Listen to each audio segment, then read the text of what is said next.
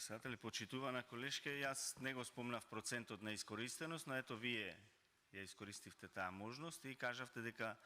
искористеноста е 13,5%, што навистина е многу мала и во таа насока ми беше амандманот и барањето да се обезбедат овие 50% субвенција за да им олесниме на граѓаните и полесен пристап до овие соларни системи, така да го покачиме процентот на инсталирање на овие проценти, не за двојно, туку ние како држава, бидејќи имаме 300 денови сончеви во годината, ние овој процент треба да го покачиме на 70% и така да се обезбедува таа енергија, односно таа топла вода која што ќе служи за граѓаните.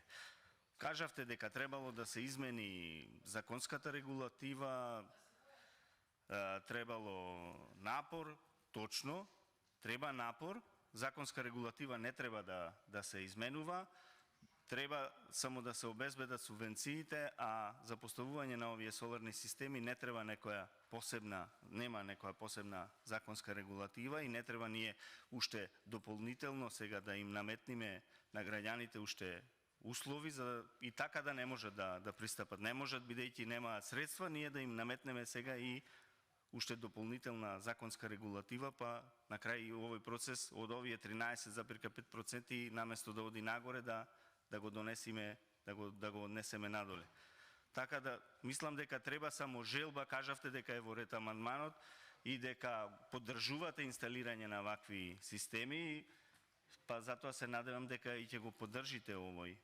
амандман и така сите заедно ето да обезбедиме средства за граѓаните како би им олесниле во овие тешки денови кои што се, а до прва уште повеќе и ќе следат. Зборувавте дека јас сум манипулирал, нема манипулација, единствена манипулација е, мислам, вашето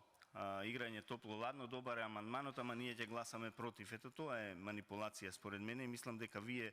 најмногу манипулирате во тој дел, затоа што многу зборувате, се е на хартија, меѓутоа кога ќе дојде да се реализира нема